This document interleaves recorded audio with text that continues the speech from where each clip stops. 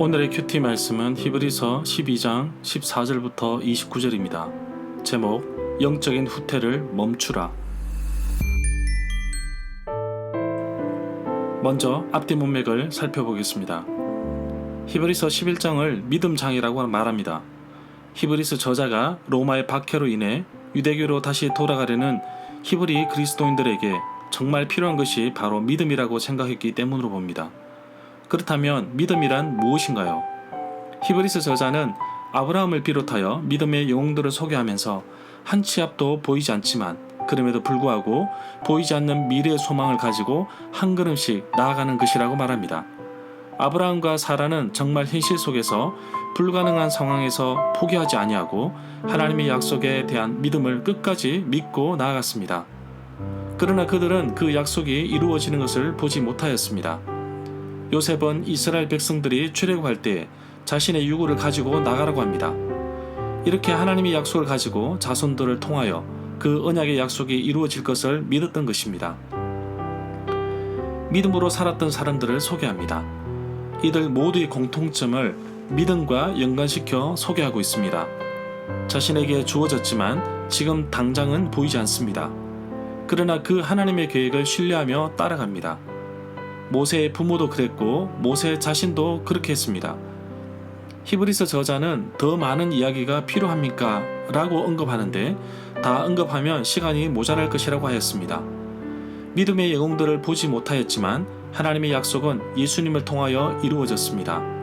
비록 예수님을 만나보지 못하였지만 끝까지 믿음을 포기하지 않는 모습을 봅니다. 히브리서 저자는 하나님의 약속을 기다리는 히브리 그리스도인들에게 다가온 고난을 참고 견디며 이겨내라고 격려합니다. 약속을 이루신 예수님도 고난을 받으셨다고 말하고 있습니다. 십자가의 고통을 참아내셔서 하나님의 약속을 이루셨던 것처럼 지금 그리스도인도 고난에 동참하여 죄와 유혹과 세상의 공격으로부터 이겨내라고 말하고 있습니다. 로마의 박해로 인해 유대교로 돌아가려는 그리스도인들에게 더 이상의 영적인 후퇴는 없다고 합니다. 그러면서 그리스도인은 하늘의 시온산에 오를 수 있다고 합니다. 예수님과 동행할 때 이제는 흔들리지 않는 나라에서 선물로 받을 것입니다. 문단을 나눠보겠습니다.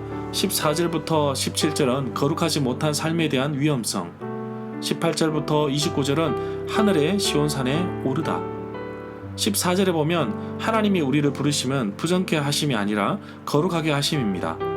바울도 로마서 12장 18절에서 할 수 있거든 너희로서는 모든 사람과 더불어 화목하라고 하였습니다. 또한 화평의 일과 서로 덕을 세우는 일을 힘쓰라고 말하고 있습니다. 베드로전서 1장 15절에서는 오직 너희를 부르신 거룩한 이처럼 너희도 모든 행실에 거룩한 자가 되라고 하였습니다. 16절에 보면 히브리서 저자는 하나님을 생각하지 않는 사람이 없도록 하라면서 에서의 예를 들었습니다. 이 이야기는 창세기 25장 33절에 나옵니다. 에서가 야곱에게 맹세하고 장자의 명분을 야곱에게 팔았습니다. 자기에게 내려진 축복을 스스로 저버린 것입니다. 17절에 보면 에서가 아버지 이삭에게 다시 축복해 달라고 구하는 장면은 창세기 27장 34절과 27장 36절 그리고 27장 38절에 나옵니다. 어떻게 보면 에서의 눈물은 참회의 눈물이 아니었습니다. 결국 히브리서 11장에 언급된 믿음의 영웅들과 비교되는 대상이 되어버렸고 또한 영원하지 않고 썩어 없어진 것에 목숨을 걸었던 것을 봅니다. 도리어 영원한 축복의 상속을 저버렸습니다. 히브리서 저자는 이러한 에서의 모습을 통해 말하고자 하는 의도가 있습니다. 결국 유대교에서 예수 그리스도를 믿고 그리스도인이 되었지만 하늘의 부르심을 저버리고 다시 돌아가는 것은 영적인 퇴보이며 영원하지 않는 것을 가지려고 하면 결국 하나님의 은혜를 소홀히 여기는 셈이 된다고 경고하고 있습니다.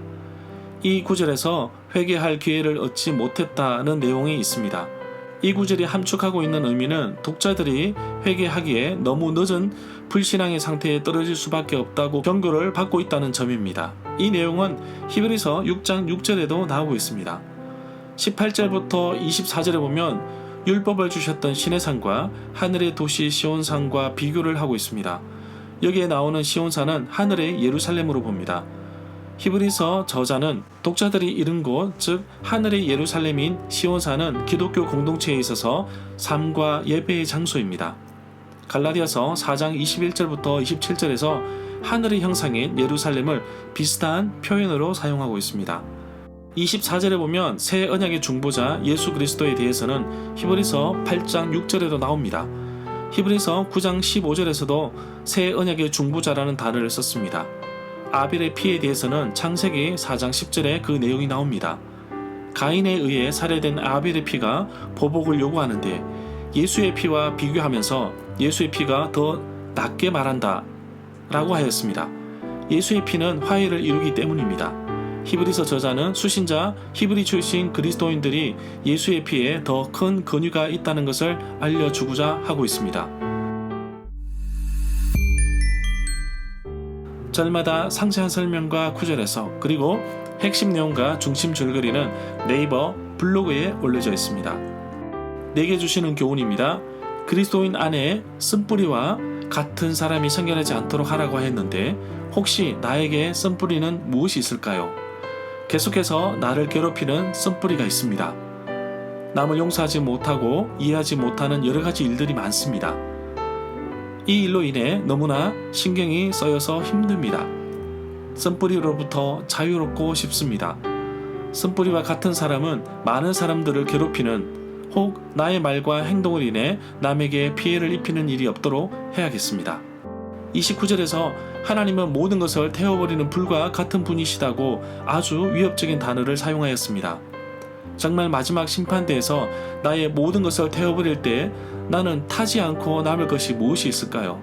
세상 흔들리고 사람들 주를 떠나도 나는 주를 섬기리라는 찬양처럼 마지막 날에도 썩어지고 사라질 것에 마음 뺏기지 말고 영원한 흔들리지 않는 것에 온 마음을 드리기를 원합니다.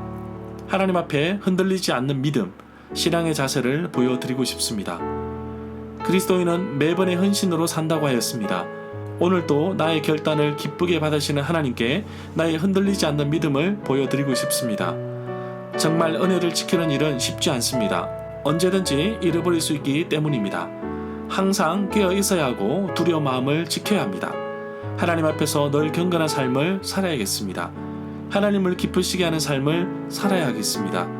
하나님께서 나에게 주신 은혜를 가볍게 여기지 말고 은혜 받을 사람답게 승리하는 그리스도의 삶을 꿈꾸며 하루를 도전합니다. 구약에서 이스라엘 백성들은 하나님께 나가는 것을 정말 두려워했습니다.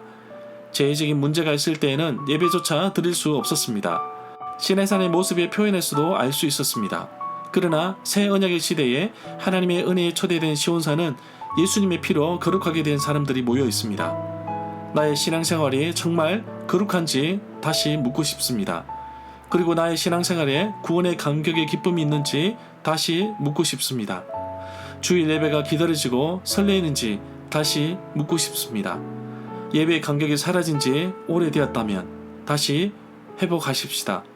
오늘도 정말 즐거운 마음으로 하나님께 나아가고 하나님이 기뻐하시는 나 자신이 되도록 나의 삶을 점검하고 하나님의 말씀 위에 나를 세워 나가는 하루가 되기를 간절히 소망합니다.